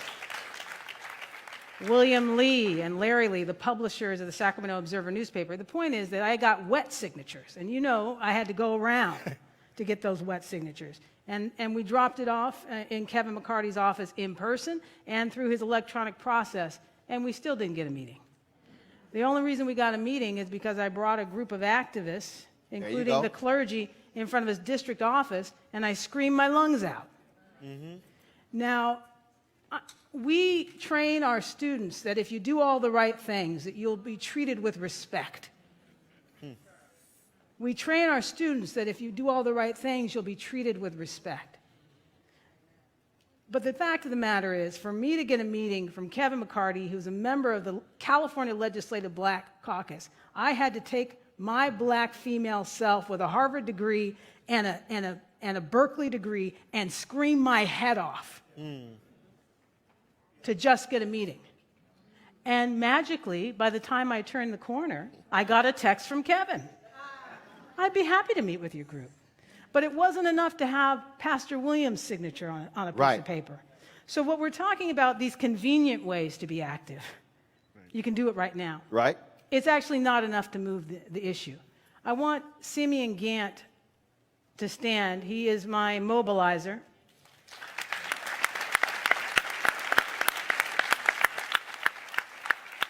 I was about to say, I saw that you're alpha man. That's all I'm saying. That's all I'm saying.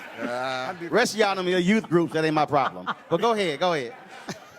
He is my organizer, and if you are interested in getting involved in more active ways, in more grassroots ways, demonstrating, having the protest on the sidewalk that we are so used to Reverend Al Sharpton doing, right, and created a model for that for us, then I want you to go to Simeon after this, and so he can connect your name, because we are going to continue to be active, and it's going to be an inconvenience. And I will tell you that the people who are the best at this, the best teachers of how to do this disruption, are the teachers' unions themselves. Yep. Right.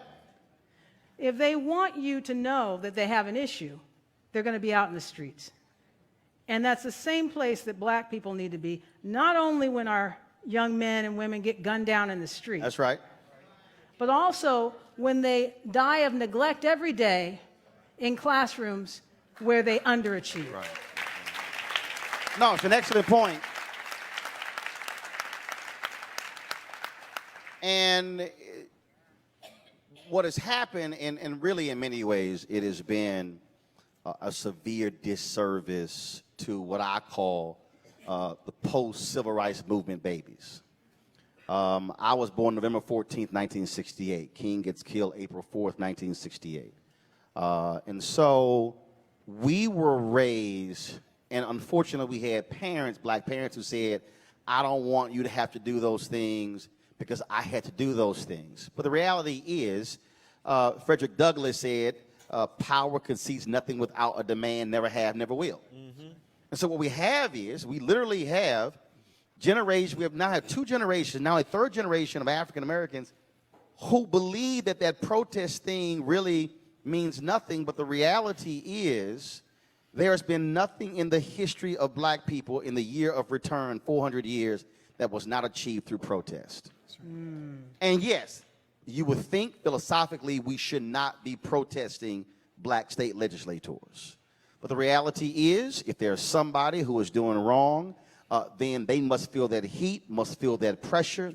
Right. And I mean it, at their district office, at their church, because the actions that they are taking are detrimental to our children. And your child or your niece, your nephew, your cousin, they need to see you care enough to say, I'm going to bring that heat against somebody who is going against our interests. I'm a life member on the board of directors of the National Association of Black Journalists. And we publicly called out CNN and the president, Jeff Zucker, for no black executive producers, no black VPs, no black SVPs, no black EVPs, no black direct reports. And people were sitting here going, well, you know, should y'all have done that? I'm like, yes. I said, because he needs to understand that we're not going to be silent. And there were people who, literally, I got some board members who were not happy. And I said, y'all got to get over it or get off this board. Because being nice got us zero. Right. Well, obviously being nice didn't work. And so that's really where we have to be with a state of mind. Doc, I want to go to you because, again, what you're doing in terms of trying to get more of us ready for college, all of these things we're talking about has a direct bearing on when you said 9. That number shouldn't be 9. That number should be 900 or 9,000. Because what happens between, and we know, by the time that child max 5th grade, I mean, you're now competing against time, right, in terms of trying to catch up. And so we have to take this thing seriously, that what is happening from K through that 4th grade is really determining whether you're going to have 9 or 90 or 900. And you know, it almost starts from the time a child enters school. And by the 3rd grade, if that kid can't read, he keeps getting skipped to this grade, to this grade, to this grade. And each year, it becomes exceedingly harder. And so they're not going to catch up with unless there's some kind of great intervention.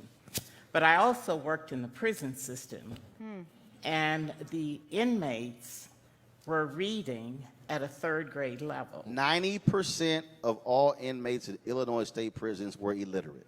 Okay. There's a direct tie to illiteracy and prisons. Absolutely. 3rd grade level. And those students, I mean, you know, it's a captive audience now. They loved going to school, and they could look back and see what they didn't do. But we can't wait until kids get into the 10th, That's 11th, right. 12th grade and say, okay, we need to do something for you now. It's too late, because a lot of those kids could hardly wait to become 16 so they could drop out. Yep. And when they drop out, they don't just drop out, they drop into something. They drop into crime. Right. And every time I see a black kid's face when some crime has been committed, the first thing I want to know, is that a high school dropout? Did he finish school?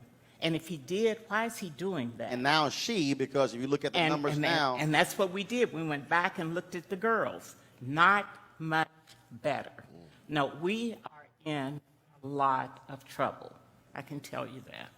Yeah, and you know, Margaret said earlier that the fix is in. I think also on the accountability side that we talked a little bit about earlier, the fix is in there too, right? So as Dr. Mahone just pointed out, the longer black students, or really any students, are in a traditional system, if they can't read by 3rd grade, the longer they're in there, the further behind they're going to get over time.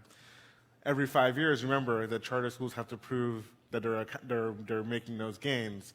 If I have a school, if Margaret has a school, as she does, and kids come in at 5th grade reading at a 1st or 2nd grade level, at the end of her 5-year term, she still has to show that she's bringing those kids up as at least as far as where the other kids in the schools surrounding are.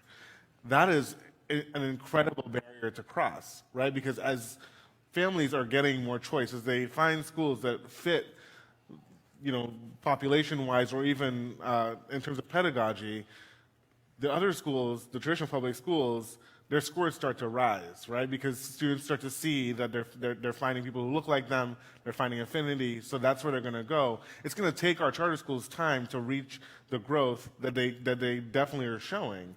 But if they have to show every 5 years that they're equivalent to other schools, and they have to close, if they're not, then these schools aren't getting a fair shot either, right? And so the other thing that needs to be done on the other side of this is that California needs to explore an academic growth metric. So it's not just about proficiency. It's not just about whether or not a student is met or exceed on a state test. It is how much growth has a student made year over year. Where did you come in at, and where are you at now? And how is that compared to the other schools? And we don't have a way to look at that yet. Now, let me put this again, because I think what happens is we also, a lot of times, we talk about this thing in this very sort of, you know, high sort of area. And we'll do it this way. So, how old are you?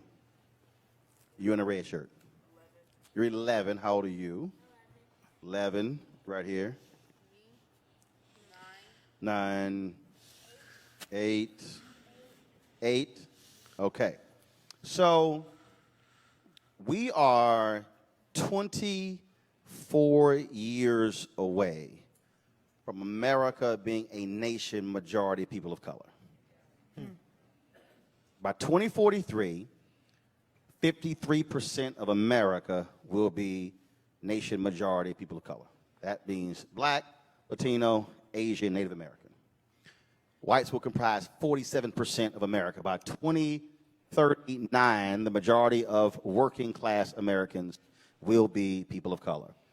In 3 to 4 years, in 10 states in America, the average white death rate is going to be higher than the average white birth rate. Just fact. So so the reality is, white folks kept having kids, black people kept having kids, Latino kept having kids, and so the demographics are changing. It's not just a question of, if you listen to the crazy folks in Washington, D.C., legal immigration. No, that's not what was really driving this. America is shifting from a majority white nation to a nation as people of color. The problem is, unless we confront this very issue today, in the next 24 years, we in many ways are going to be like South Africa.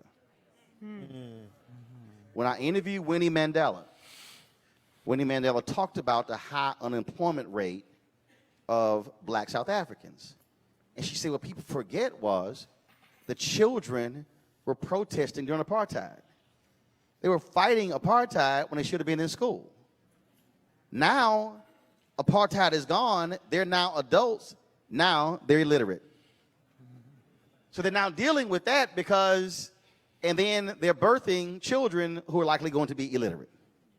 So the issue that we're facing is that if we don't treat this as the most important civil rights issue of our lifetime, then in 24 years, when she's 32, when he's 35, we're going to have another generation of kids in the exact same position. So for a lot of us, we keep thinking about this thing in terms of, well, I have a kid or I have a niece or a nephew, and then once they're out, then I'm done. No, this issue we're talking about will have a direct impact on the future of this city, of black churches, of black colleges, of black newspapers. It completely impacts everything that we're talking about. So the question is, will we have an educated black population, or will we be like South Africa? We're in the majority. We don't control the finances. We don't control the power. We don't control the resources. And we still are looking way behind everybody else. So we have to be thinking about this thing from a lineage legacy standpoint. That's right. Meaning every action we take today, going to that hearing at 9 a.m., has an impact on 2043. Mm-hmm. Fighting to keep not having these caps impacts 2043. It impacts wealth, the ability to be able to make $1 or $2 million more over the course of your lifetime with a college degree than those who only have a high school diploma. It impacts all of these different things. It impacts right now black home ownership is around 41%. We've never gotten it as high as 60%. It impacts black home ownership. And so we should not just look at this thing as Margaret School or black kids in school. The discussion we're having today has a direct bearing, literally, on the future survival of black America. That's how major this thing is. Doc, go ahead. This should be an all hands on deck Yes. type of situation here. And you know, for some of this is like really high up there, like high talk, some of it is. But then also we can get back to grassroots things that we can do in our churches, in our communities, where we have mentorship programs, reading programs, you know, things Freedom like schools. that. Freedom schools. Yeah. And we support those. Yeah. And if you've made it, you've done it. You know, my son is graduating from a public school. He's one, I guess, the 9 that got into the UC system. But then I think I saw him. Kamara, yeah. But then he got a full ride scholarship to Harvey Mudd College, the MIT on the West Coast, and that's because he had a 4.5 GPA, correct? Cumulative, you know. So we're excited about that. But I have his mama and the mother-in-law, my mother-in-law. She helped teach them, you know, homeschooled them before they got into school. Right. You know, and trained them, taught them how to read before they got into school. Yep.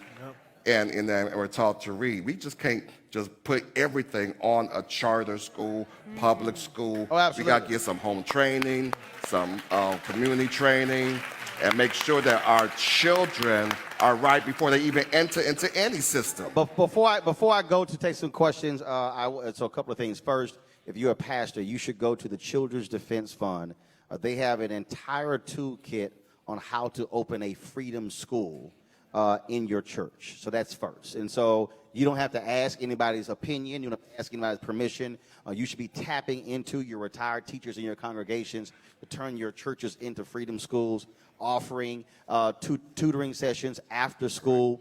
You should be doing a census in your area. I would say a half-mile radius around your church. Send your members door to door saying, is there a child in this house under 18? Let them know that you don't have to be a member of the church to come to the free tutoring sessions.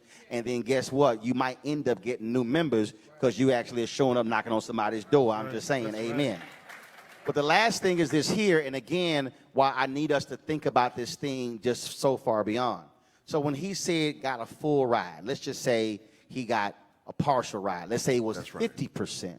That means that the average black kid leaves college with double the amount of debt as a white child, which means that his son is going to be, when he graduates, he is starting his adult life debt-free, which means that his earnings for his first 10 years after college will not be sucked up by student loans. That's right, that's right. Which means that if his son decides to get married and buy a house, then even if, let's say, daddy doesn't give him a loan for it or give him a gift for it, he's now able to now do a down payment on the house and not have accrued so much other debt. So again, what happens, I have my sister's 4 kids, all of them are top students, all got money to different colleges. That means that they are starting their lives out in probably, I would dare say, the top 0.5% of black students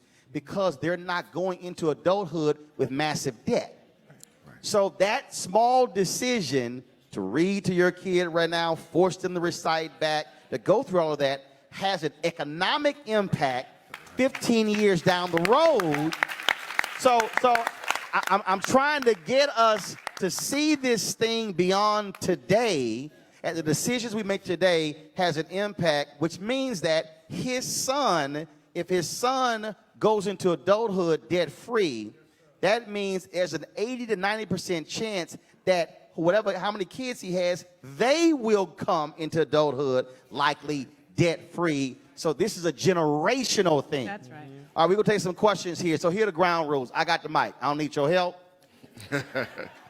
You can just put your hand down, keep it in your pocket. Don't grab the microphone. I got it.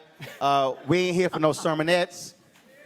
We want you to ask a question. If you got a specific person you want to answer your question, target them. We're going to get as many questions in as possible. So how I'm going to do this, I'm going to go from here, here, here, here. All right? We ain't lining up. You don't get favors because you old, because you alpha. Ain't how we do it. So on this side of the room, anybody got a question this side of the room? Your hands up first. Step out now. Come on out. Name, what's your question? My name is Dr. Eric Gervingberg, president of the Hawk Institute. Question I have, Margaret, you and I have talked about establishing an educational consortium. All the organizations that are trying to help black kids, community-based organizations like the pastor talked about, how do we leverage our resources so we help all black kids with programs like the Hawk Institute, Youth Speaks, all of those things? How do we do that? Now, I'm glad he asked that question, Margaret, because in every city that we take school choice as the black choice too, I am challenging in those cities to create that very thing. First of all, are the very people who are involved in the charter school movement, but to create those educational consortiums. So really what should happen is, and this doesn't require, I don't believe in group meetings. I believe whoever wants to show up, shows up. So even if it's 4 or 5, you establish that consortium here, and then that way you're all the connectors. And so that way when somebody comes in, they say, well, who the black education people? Right there. That's a group, it's an ad hoc group. The Student Nonviolent Coordinating Committee was that model. SNCC was that model. They were a national entity and were made up of different local groups. And that way, if you have an education consortium that's here in Sacramento, we've been to Atlanta, we've been to Indianapolis, and so then if you say, hey, Roland, we want to connect with people in Atlanta, boom, they've already started that. And so we're creating one of those things. Margaret, your thoughts on that? And if you already done something like that, what are you doing? Yeah, I think that that's a great thing to do, and I think that what I can do as a leader is that, you know, we have buildings, we have schools. That's a resource, and I think we have an opportunity to have an ecosystem, and that ecosystem can cultivate and grow in Fortune schools across our 7 campuses. And they also can reach beyond the walls of our campuses. But I think it's a great place to start, and I think that all of the different organizations that are here are evidence that that ecosystem exists in California, in Sacramento, that we have a very rich black civic life in Sacramento. And so I would love to work with Hawk and the other organizations here towards creating that type of council. And here's the deal, the people who don't want to be involved, fine, don't call them. do the work, and then all of a sudden when they want to get involved, tell them, come on, but we're not going to stop because of you. But SNCC really is, I think, that model, that sort of that consortium that when they met at Shaw University, that's what they actually did. Come on. Baby, I got you. I got you. I got you. Go ahead. Good evening. I would like to really acknowledge Miss Fortune, Margaret Fortune. She's one of our young people who we are extremely proud of. Thank you. And one of the reasons being, I'm not going to try to embarrass you, that this Fortune School is a vision beyond all of you, us old activists, us elder activists. It's number 5 on the 10-point plan. And I thank you so much because I've gone through the public school. I had a choice. I always wanted a choice. I couldn't afford the choices that were offered. First time I had a choice to take my child out because I have 6 sons. It's difficult with boys. I have 7 siblings. They're all male. So I learned after my mother. Thank you for that choice. But there's one other point I want to make. In all of the constituency groups, I haven't heard black labor, nor have I heard black moms. I retired from the state of California. I work for the Commission on Teacher Credentialing. I was a union steward, and I retired as a chief steward. The majority of the workforce in the state of California, state employees, are female. We pay union dues. I was paying $90 a month on a clerical salary. Those moms would get calls from the schools about their children. Choice. Choice. Fortune School gives me a choice. They're not suspending my child. All right. Not that he was going to be suspended anyway. Yeah, not when you walk around with that stick. Got 6 sons, got that big stick. They ain't gonna act a fool. Question, step out. Don't get beat with that stick, they act a fool. All right, what you got? Good evening, Mitchell Stewart. I'm a federal employee, and she touched on something. Our country is really suffering concerning the infrastructure. So you have programs that are structured for trades and labors, or a partnership with anybody that works in trades and labors, because the country was built on trades and labors. Well, actually, it was built Hello. free labor. Free labor. But go ahead, I understand. It was free. Yeah. So you're asking what? Does the school have that? Have the trades as a part of it? Yes, are you looking to the future as far as developing a curriculum for trades and labors? Cool. So the focus of our school is particularly our high school is actually STEAM, so science, technology, engineering, arts, and math.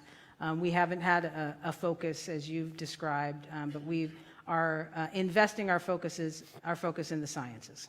But because I interviewed Bob and Sheila Johnson, and they talked about that as well. And again, that doesn't mean that can't be a school that's created, Right. because part of the issue we do have is that we have really, really book smart kids today who can't fix jack. No, straight up, they can't fix nothing.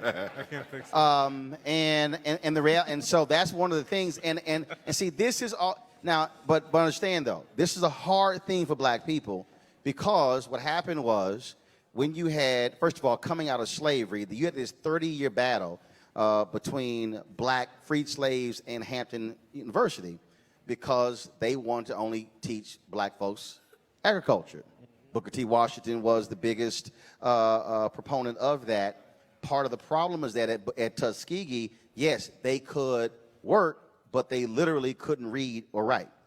So you had this huge battle. All the way up to the 70s, black parents fought trades because black kids were being steered into trades as opposed to college. They threw them out. Now the problem is you had folks now who don't have a skill set. So there has to be a balance there.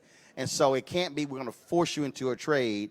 It really should be your choice. But that is a critical deal, because, look, I am not unclogging a toilet.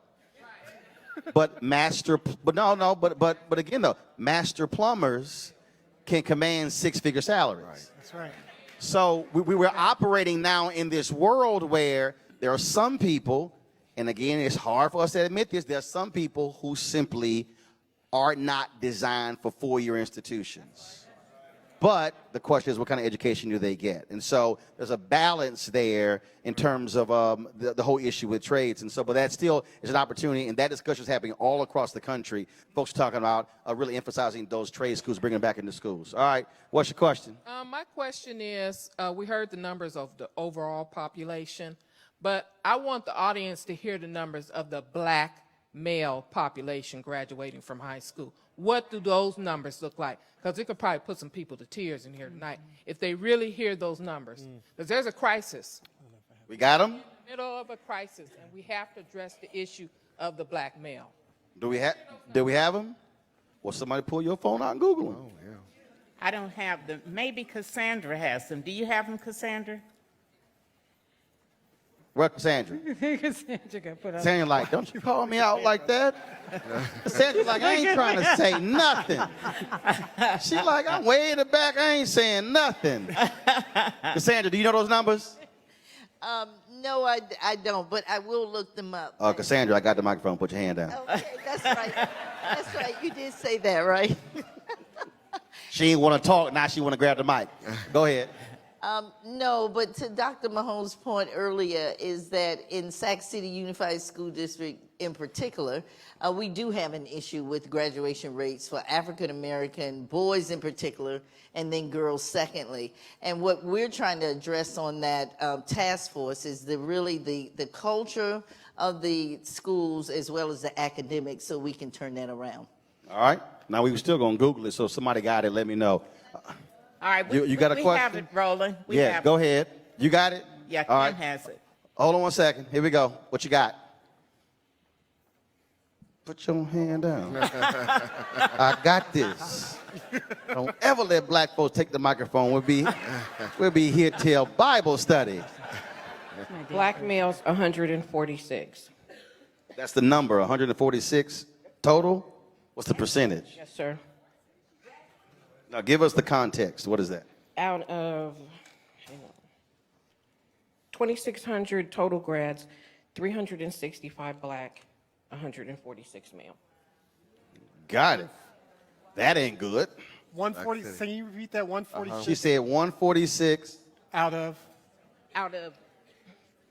365 total. No, Sacramento total. In Sacramento. Sacramento. In Sac City. Unified. Yeah. How many total graduates? Right. Didn't you say 2,000 something? Yeah. 2693. 2,693 graduates. 300 plus were black. 46 were male. 146 were male. Okay, got it. In Sac City. I'm gonna go here, then here. Wow. Step out. Yeah, hands down. Okay. I don't know if these are questions or general comments. It's gonna be a question. Okay, it's going to be a question. My first thing is, we talked a lot about education tonight, but I bet if we really thought about it, it'd be hard for us as individuals to define what education is. Whenever you're dealing with a problem, first thing is you got to define what that problem is. And we talked a lot about education, but I doubt if we really tried to define it, we probably would fail at that.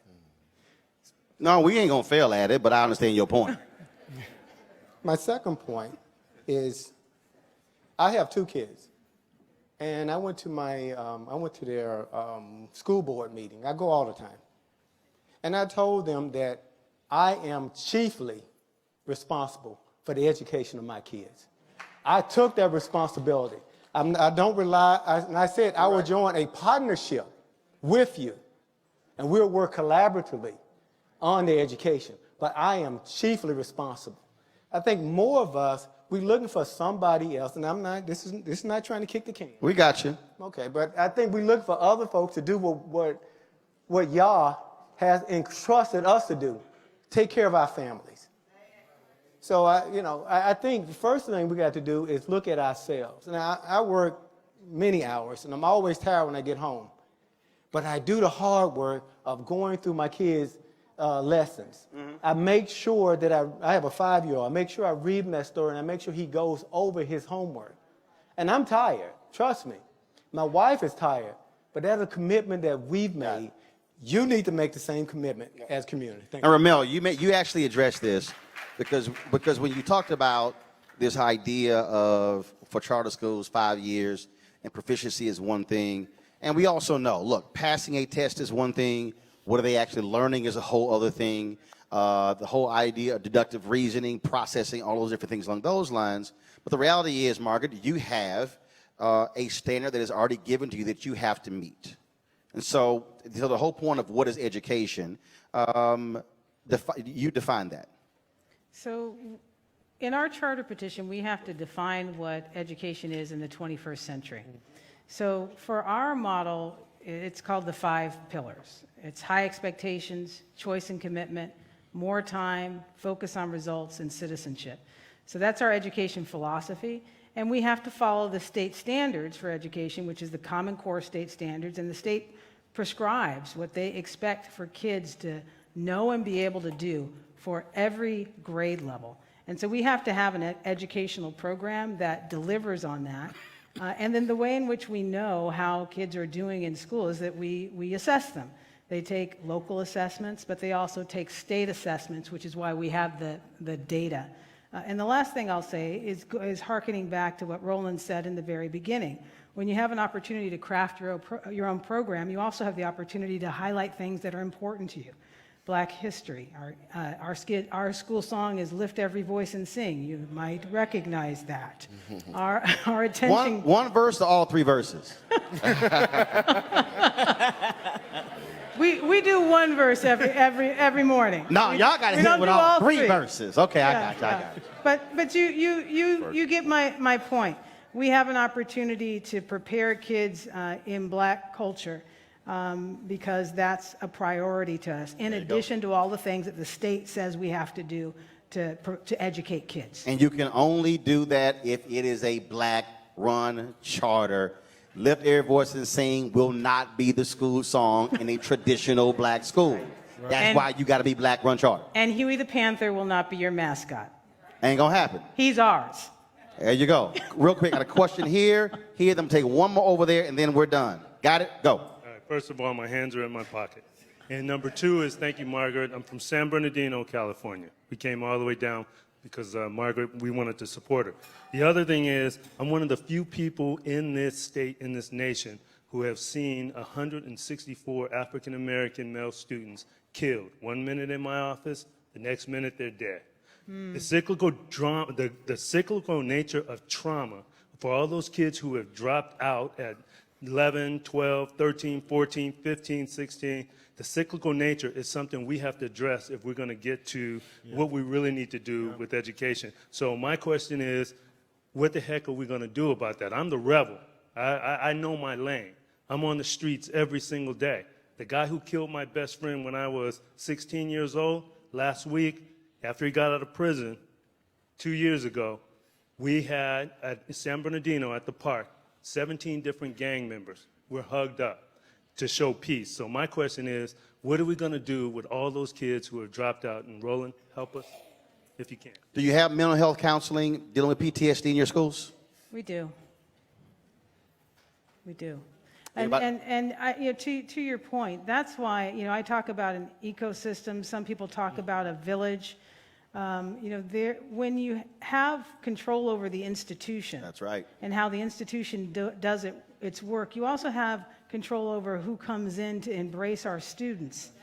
And I think that's an important part of all of our recovery from the violence that is visited upon our community. I appreciate that you came all the way from San Bernardino to participate in this today. So I want you to get with Hawk because there might be some partnership there, okay? Got it. Question. All right, so my question is a former educator with Sacramento City Unified and St. Hope Public Schools. We talked a lot about education and things that are needed in the classroom. Specifically, can you speak to resources that are available for parents? Because I don't know of any parents in here that can break down math from a Common Core standpoint where 9 plus 10 really does equal 21. Can you speak to that for us? Anybody? Go ahead. I'm going to go over here if you got a question. So there's All a right, I'm book gonna go called there, and then Parenting I'm gonna go here. Practices. There's a book called Parenting Practices by Rex Fortune. I think he might be in the audience. It's a study of Is Rex here? Where you at? Well, stand up, Rex. There he is. Got any books in the trunk? Got any books in the trunk? I'm sure he. All right, I'm just saying, you know, black people will see out the back of a trunk in a heartbeat. Go right ahead. Right. So I would look toward that book, Parenting Practices, because we do a whole parent academy. We actually hold it here at St. Paul Missionary Baptist Church, where we have a whole curriculum for parents, and it's based on research of parents of color, mostly low income, who have been successful in sending their kids on to college.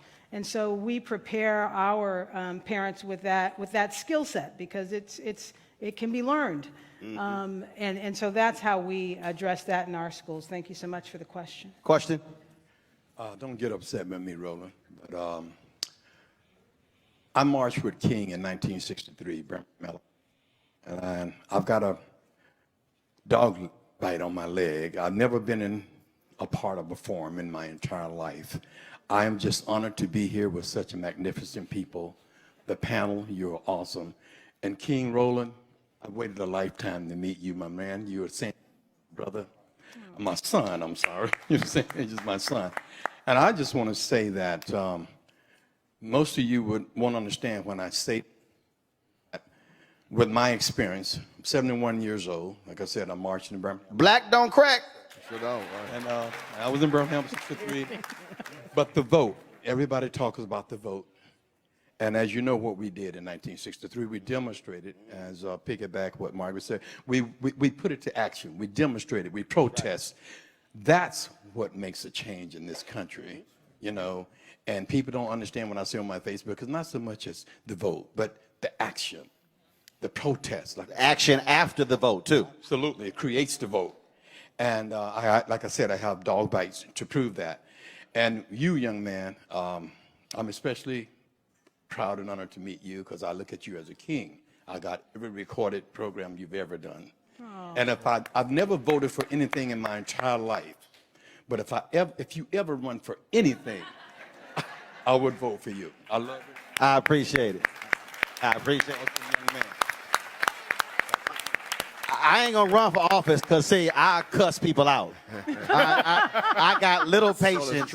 I cuss them out, but I appreciate it. I appreciate it. Thanks so much. I saw you. Come on, baby. Stand up. Stand up. Last question. Last question. Put your hand down. Put that hand down. I knew she was gonna raise that hand. Put the hand down. Put your hands behind your back. It's a reflex. That's right. Put your hands behind your back. Assume the position. Come on. Actually, Margaret answered my question. I really wanted to know what intentional efforts are being created to allow parents leadership opportunities and professional development opportunities to best support your efforts. The African proverb that a child educated only at school is an uneducated child, that there needs to be more engagement of families of your schools to take on that leadership role and to help provide a resource and a partnership with your programs. Okay, so I'm gonna do this here. I'm gonna answer that, because I want to go beyond Margaret schools. Because again, we talked about earlier, we talked about mobilization, and so Margaret, get the text number ready, get that ready, and then also your email as well, and then also where people can reach out to you, and that is, he actually said it.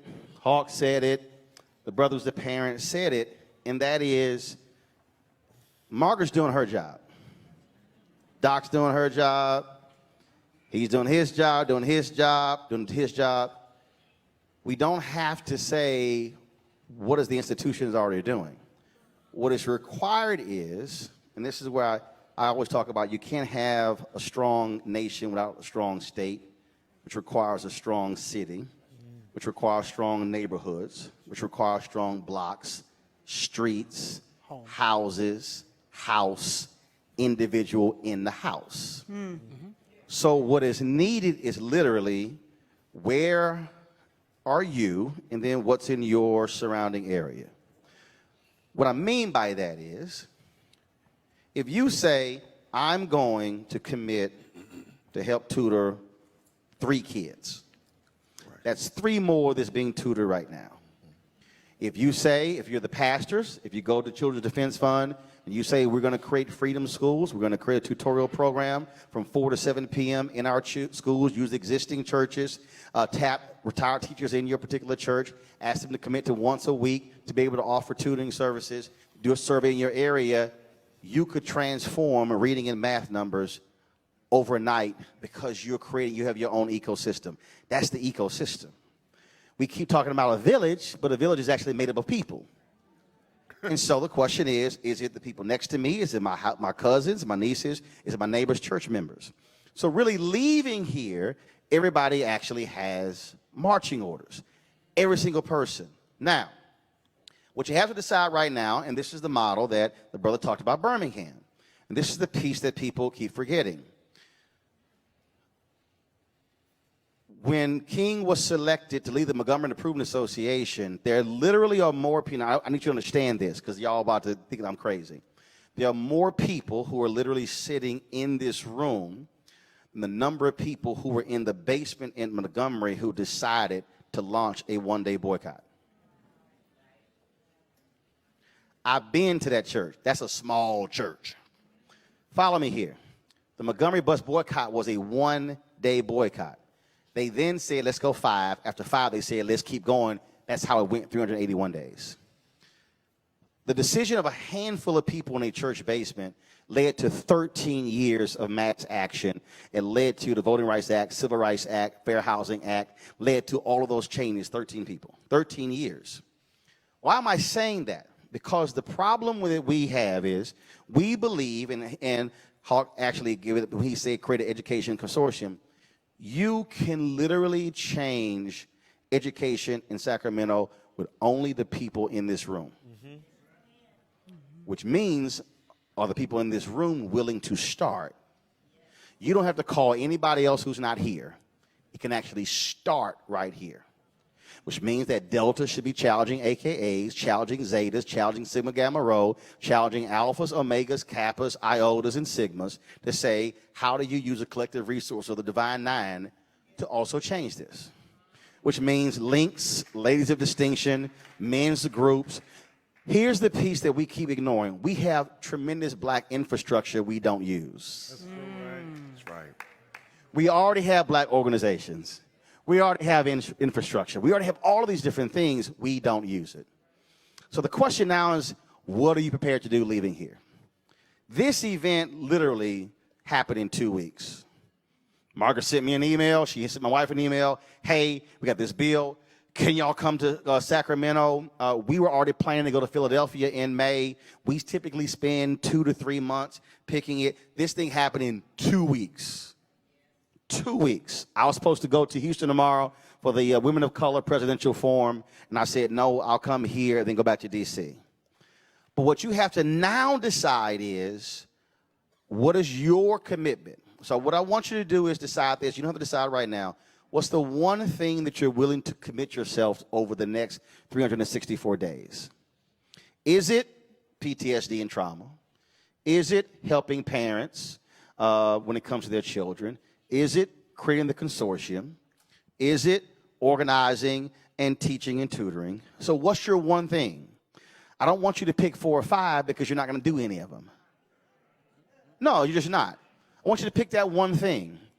And then a year from now, you should say, what did I commit to, and then what did I actually do? If it means raising money, if it means assisting, if it means trying to increase that number from 9 to 20, whatever it is, you have to decide what that is. But one thing that cannot happen, if you leave here, every single one of you, and if you walk out of that door and then you don't commit to one thing, you have wasted your time and you are failing our children. You have to decide what that one thing is. Short term, defeat the bill. That's the short term. Defeat the bill. Target the person who's proposing the bill. If that means throwing him out of office, that means the person who runs against him might be in this room. Because if there are people who are getting in the way of black progress, even if they look like us, they gotta go.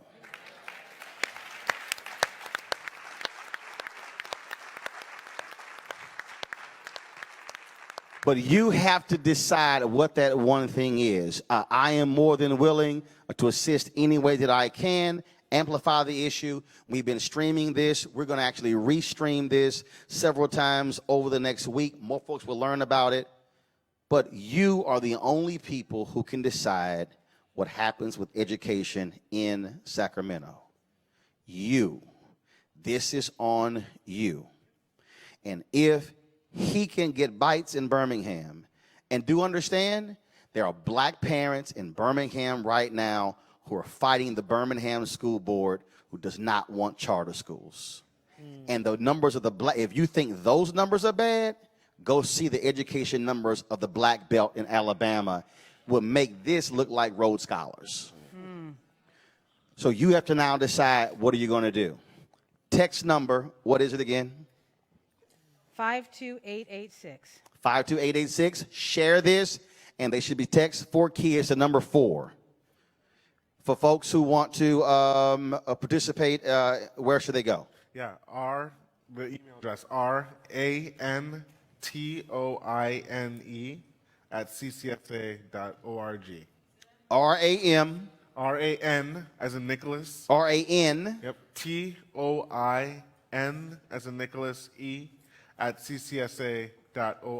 That's your email? That's my email. All right, Pastor? Nan, N-A-N, Sacramento @gmail.com. All right, when it comes to college preparedness? hmahone@aol.com. H, spell Mahone. Some folks ain't spell it. Spell it. HMAHONE. At AOL.com. That's right. You're still using AOL. I knew you were going to say that. She ain't changed since 1994. She ain't like, I ain't getting no Hotmail, no Gmail. I ain't getting none of that. But I have a Yahoo one. I'm just not giving you that. And, of course, I run 3 black newspapers, so you guys support black newspapers. Where can they reach you? That's right, Sacramento Observer. You see us online, www.sacobserver.com. And don't forget, you can support us, Roland Martin Unfiltered. Go to RolandMartinUnfiltered.com. You can join our Bring the Funk fan club. We certainly appreciate that. And Margaret, if folks want to reach you, how can they do so? They can reach me at fortuneschool.us. Fortune School? Singular.us. .us. Y'all give it up for our panel.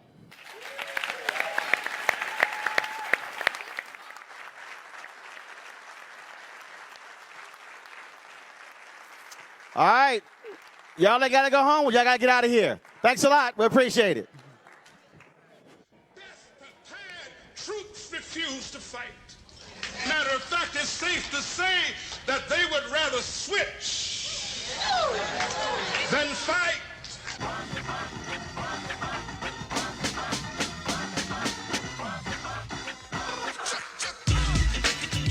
Hey fam, want to check out Roland Martin Unfiltered, the blackest show on all of digital, cable, and broadcast. Check out our audio podcast.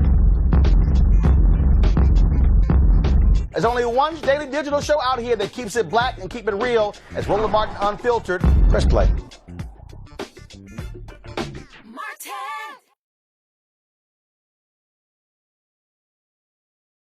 You want to support Roland Martin Unfiltered? Be sure to join our Bring the Funk fan club. Every dollar that you give to us supports our daily digital show. There's only one daily digital show out here that keeps it black and keep it real. It's Roland Martin Unfiltered. Support the Roland Martin Unfiltered daily digital show by going to RolandMartinUnfiltered.com. Our goal is to get 20,000 of our fans contributing $50 each for the whole year. You can make this possible. RolandMartinUnfiltered.com.